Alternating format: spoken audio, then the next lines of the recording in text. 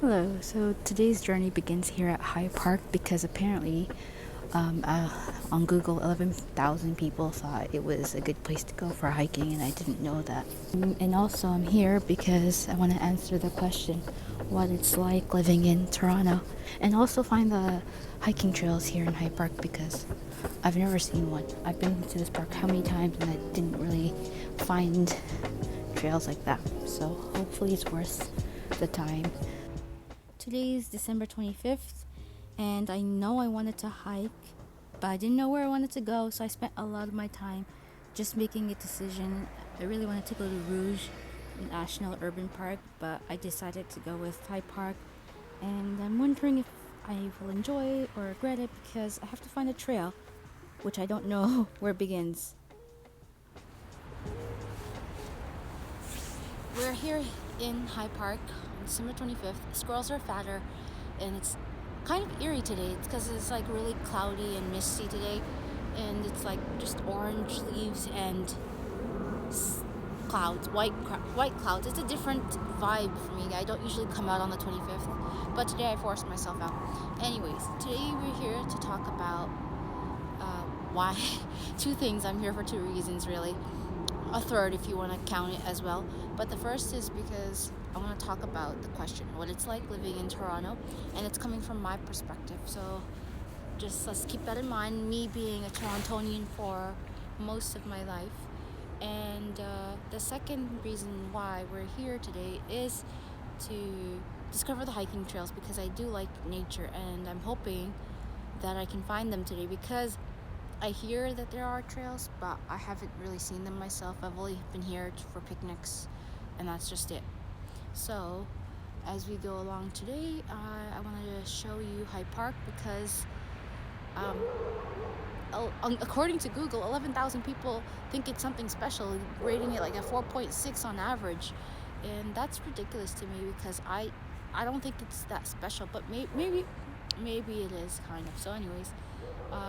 We're gonna get started. We're just gonna go walking around and talk about Toronto and complain because that's what Torontonians love doing.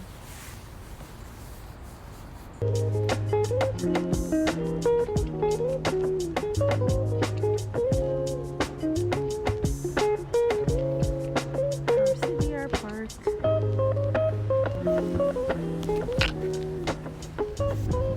I think this is.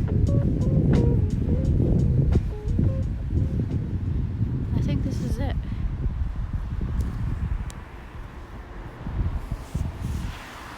I don't usually go down here, and look how muddy it is.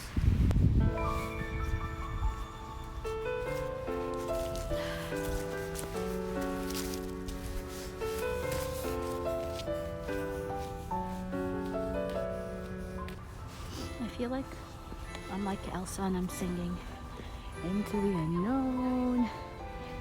I should be singing that. Oh man, I should have brought my boots.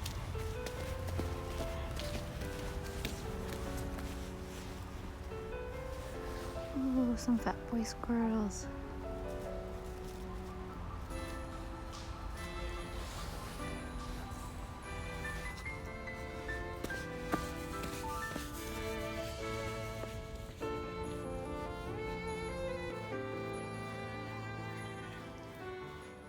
Do you see that stump in the middle? You see right here? Croxseed. You have summoned me. What are your three wishes? Yeah, you're not a Croxseed, so bye.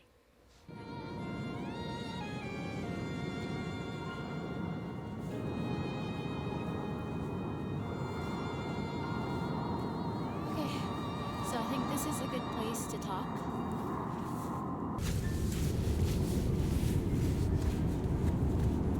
So if you know anything about Toronto, you know that it's very expensive to live here.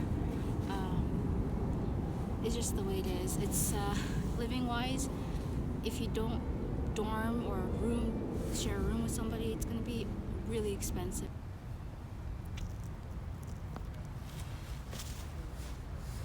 Okay, so living in the city is crazy expensive, like running up to 2,500 at the moment, and still going up. It's like crazy right now because the city is growing and everybody's taking advantage of that and making investments in housing and all that. You can see all these condos coming up, and the city is just growing, so a lot of people are taking advantage of the fact that it's growing, to invest in housing and all that, but it's like basically driving up the rent. I don't know how to explain this, but anyways. Other ways I know people have found housing is by knowing people who are renting for cheap.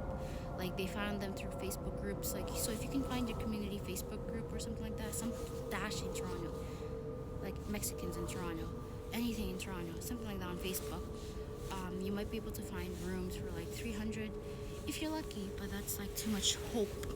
I don't want to give too much false hope. Or in my family's case, subsidized housing, but that takes like 10 plus years to get that. And besides, I don't rent myself, even though I'm interested in the future renting a place. Currently I live with my family, and I'm like the worst person to ask about this. All I know is that it sucks, and you gotta be really resourceful when you're looking for places to stay. This isn't really related to the video, but Hyde Park is an amazing place to come to.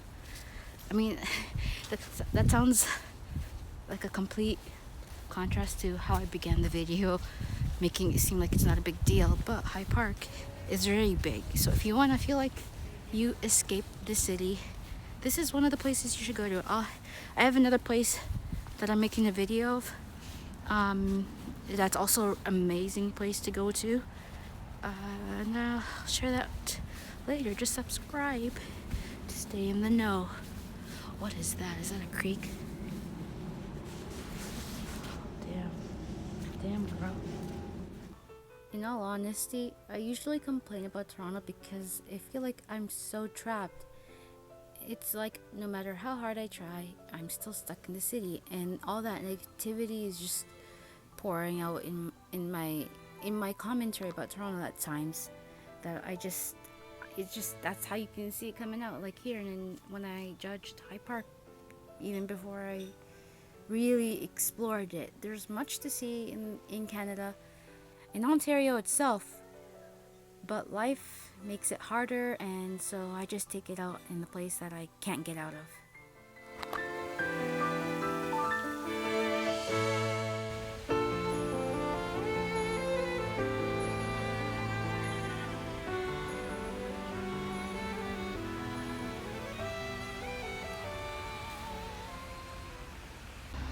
Do you see how beautiful this is?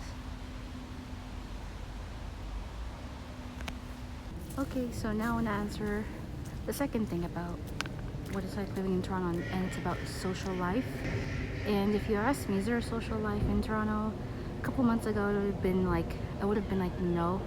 I still want to say no, but I think like just 2 weeks ago, I had like this revelation. No, it's not even 2, it's 1 week ago. Just 1 week ago, I had this revelation that there kind of is, but you have to really work hard to find it. So let me explain why I thought no. It seems like everybody, when they meet somebody, it's always like they went clubbing or like to a bar or something, and I don't like that. And it's not just because I'm Muslim, but also because I'm introverted. I don't like those settings. Like, I hate it. But that's what it seems like. A lot of the time people are just meeting for restaurants and stuff. But if you can dig around finding people within the same interest groups, so for example, looking up, for example, I watch Yes Theory, and if I go on the Facebook Yes Theory fam Toronto, I find people here, and then they usually have events. I mean, occasionally they do have events that are involving drinking and stuff, and I don't really like that. I mean, not really events, but outings, I should say. But you know, there's that, and then I found somebody else. I find that I made friends even though I wasn't in school, and I used to think that without school I wouldn't be able to meet people, but here I am meeting people with it regardless, and it's possible. The way you would go about it is find people with interest groups. So you can start with meetuptoronto.ca.com, whatever it is. You can find people there. I have an upcoming video with one trip that I took to Blue Mountain with the meetup group, and you can also aside from meetup groups and Facebook fan pages, well, I really recommend Facebook fan pages because the fans are usually people of like-mindedness, and that's really hard to find in the city because you're not going to bump into somebody and then suddenly randomly be friends. It's maybe a few occasions, well, at least for me. Also, contacting people. So I found a girl through our shared interest of blogging. She runs a blog, I run a blog, so I contacted her and met up with her, and now I think I made a friend. So you can contact people if you can find people of the same interest, even on Instagram. Like I like traveling, so I found some people who also like traveling through Facebook and Instagram. It just requires a lot more work, and there's definitely more opportunities to find people here. A lot of people find it hard to make friends and stuff because it's like the big city effect. You're surrounded by so many people, but you're still lonely. That's still Toronto, 100%. I agree with that, but it doesn't have to be. You just have to get out of your own way, because you're blocking yourself, and meet people, because I'll tell you why it's very important to meet people. One, because you want to make friends, but also because it's important for connection. And that's my third point that I'll talk about once I find somewhere else to stop. Look at that. I think there's ducks. And fat boy squirrels. Fat boy squirrel on the run. Look at them quacks.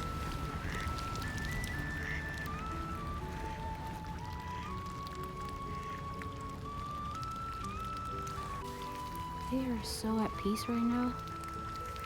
Tell me, Crackerson family, what makes you so peaceful? What is the secret to life?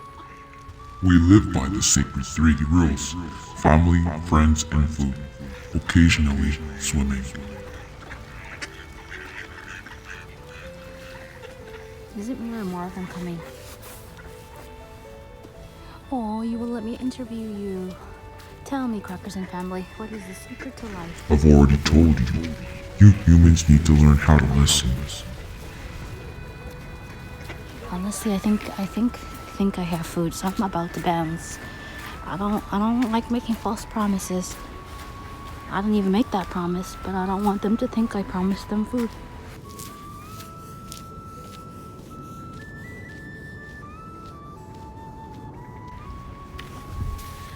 Okay, I thought I was done with the Crackerson family, but look, there's more of them.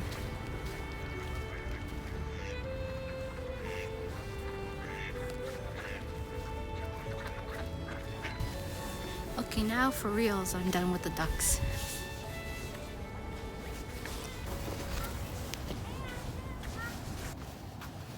Okay, my phone's about to die, and I'm trying to finish this video, and I'm not even done, so if it does cut off, you'll know I'll continue it somewhere else. But this is actually so damn beautiful. Anyways, another thing about living in Toronto is that oftentimes you're disconnected from nature, but that comes with the convenience of having city life, like transportation, buses and everything, food, restaurants, all that. You got that available to you, but you just lose out on nature. Canada's known for nature, and I didn't even know that until I left, because I keep hearing people talking about forests and stuff. So you have to go out of your way to go on day trips in Toronto, or find places like this to enjoy and reconnect with nature, Mother Nature. I feel like everyone should once in a while, but then again, it all depends on your values. I didn't like coming here for picnics, but I do love feeling like I'm an explorer and I've been transported somewhere completely different. I like that feeling, you know, that when you're just like, kind of like it's a new world right now. That's what it feels like. And there are places like this you can go within Toronto or out of Toronto. It's just harder to find. You just need to know where to look, and those are the things I'm trying to write about and capture in my blog. So if you can, check out arhaza.com. That's the trips I'm taking, and also videos here. If you like this one, like and subscribe, and give me suggestions as what you want to see. I'm only like 4% now. I think it's gonna cut, and I'm trying to talk as quick as possible.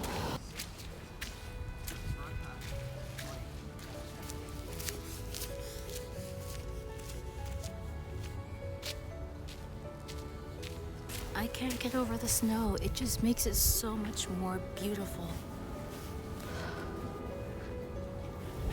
Ice. Personally, I don't really want to live in Toronto. I've actually been mad at the city for a while because it's just like felt like I was suffocating. I feel like I know every turn. It takes away the factor of excitement, you know, of like discovery and figuring things out when you feel like you know everything. Yeah. So that's why a lot of the things I feel about the city is just like, why do you want to come here? But I get it. There's opportunity. That's what people are searching for. Opportunity to do better, make a better pay so that they can live better lives. We're always chasing this better, that it gets so hard to just live in the city because everybody's always on the go, that we don't treasure the moment. And that's what I don't like. Everybody's on the go. Working and going to school. It's just a work-oriented culture. It's if you're not doing anything, you're basically wasting your time. Yeah, it's a work-oriented society. You always have to be working, and you'll feel that nobody has to tell it to you. You'll feel that you have to do something. You'll feel like that, and I don't like that. It just devalues time. Your time isn't as important now as it could potentially be in the future, and I feel like it's a stress city too.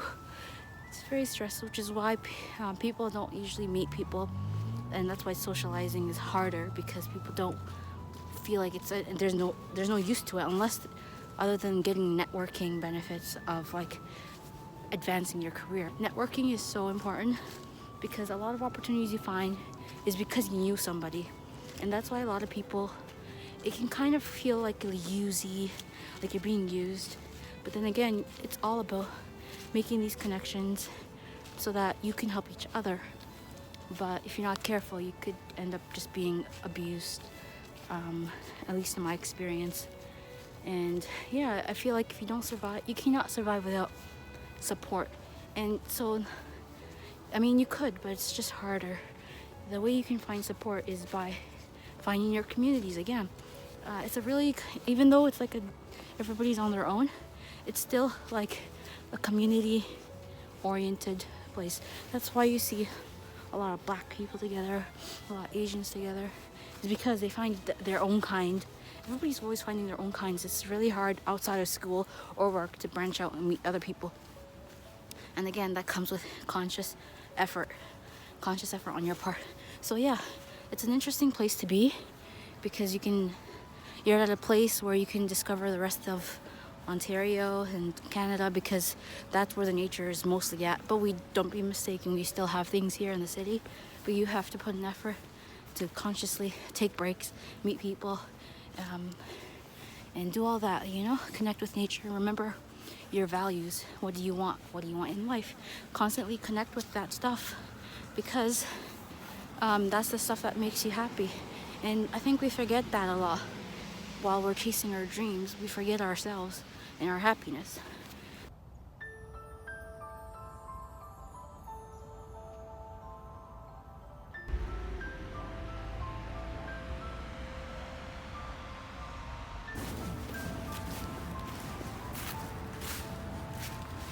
Fork in the road. I go right.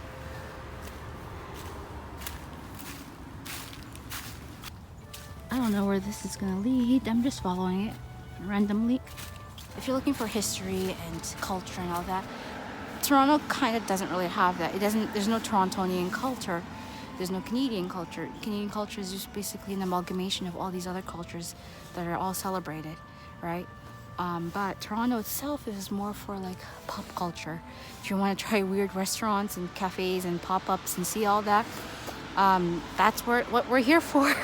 We don't really have history to show or to tell about or like old things. I mean, I guess for some people it is kind of like that because there's like all these old buildings, but at the same time new buildings right beside them, or old buildings repurposed with new like designs and stuff.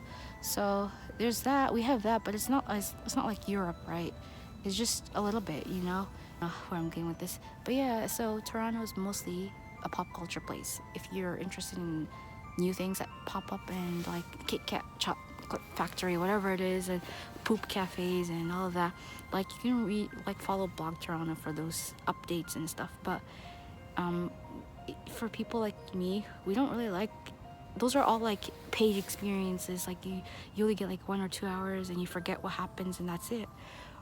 If you're looking for those deeper experiences, like experiencing nature, that we have to actually leave the city or go to Rouge Park or come to High Park or something. I don't know. It all depends. Again, like what your value is. What do you want? What is important to you? Is nature important to you, or is what community important to you? All these things, you have to break it down, figure out what it is that makes you happy, and connect with that. Connections. I should call this like Toronto, the city of connections, and not just because of people, but because of opportunities and what am I trying to say? Two roads diverged in a yellow wood, and sorry I could not travel both and be one traveler. Long I stood and looked down one as far as I could, to where it bent in the undergrowth.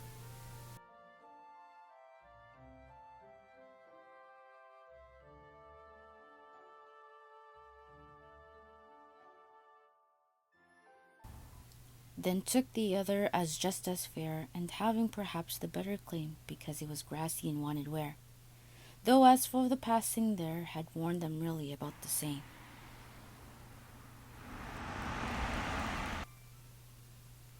And both that morning equally lay in leaves no step had trodden black. Oh, I kept the first for another day, yet knowing how way leads on to way, I doubted if I should ever come back. I shall be telling this with a sigh somewhere ages and ages hence. Two roads diverged in a wood, and I took the one less traveled by, and that has made all the difference. If you appreciate this video, give it a like, please. It really goes a long way for me.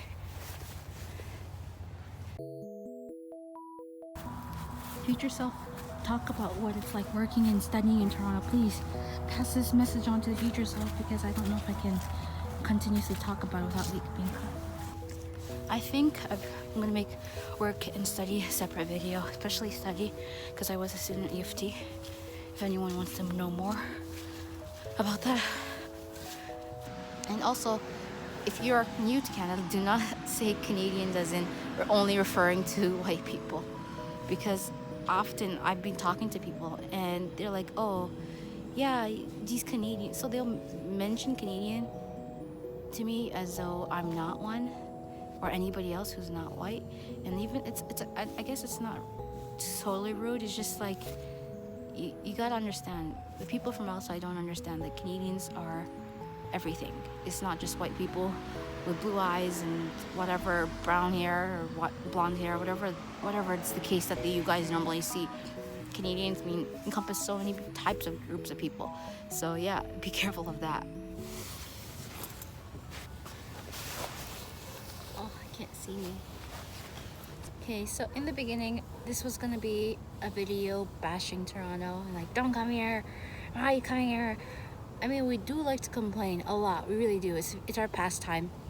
Maybe that's the culture. At the end of the day, throughout making this video, I realized how much opportunity and how much there is that the city offers for those who seek, for those who want to take advantage of it and don't just get lost into the work culture or the student study culture. I wasn't gonna come here originally today, but I'm glad I did. I forgot what I was gonna say.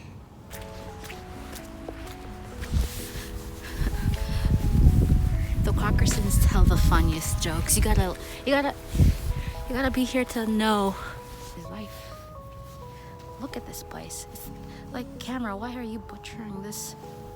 And please excuse my crusty lips. They're dry. It's that time of the year.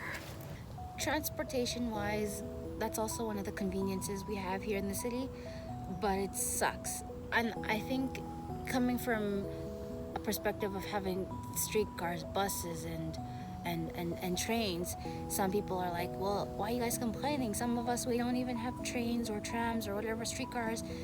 We only got buses, and sometimes you don't even have a bus. you just all have to own cars. Yeah, I know we're privileged complainers. Like, it's somewhat unreliable, and about like in 2016 or 2017, apparently it was like the best of all North American transportations systems, which is crazy. That means all if we're bad, then in the whole of North America, the rest are worse. And I don't know what worse is, if it's unreliable and not constantly breaking down on you. That's basically what Toronto is. If what's worse than that? I want to know. Yeah, I'm gonna have to find my way back out and leave. Yeah, I don't know what else I have to say about Toronto. I don't really want to live here. I think I talked too much. I'm gonna cut this video short. One scary thing is that there's poison ivy, and even though it's winter, I hear the effect of touching it can still harm you, or something like that. So gotta be careful. Because my real goal is to travel the world and experience different places. But you know, since it's so expensive to be here, it's harder to also earn a lot. This is, you know what? That's probably another video. Like, I wish I could have started out the video saying, you know, all you gotta do is work hard. Bada bing, bada boom. You're traveling the world. There's a lot of ironic circles that I'm part of. Like, I want to live my life, and to truly live, it means to, you know what? That's too much. That's too much. You know, I can get too much right now. I'll talk about this when I'm talking about work and studying in Toronto and what it's like, and hopefully I'll find another place to hike and talk about that. But for now, bye. Thanks for watching.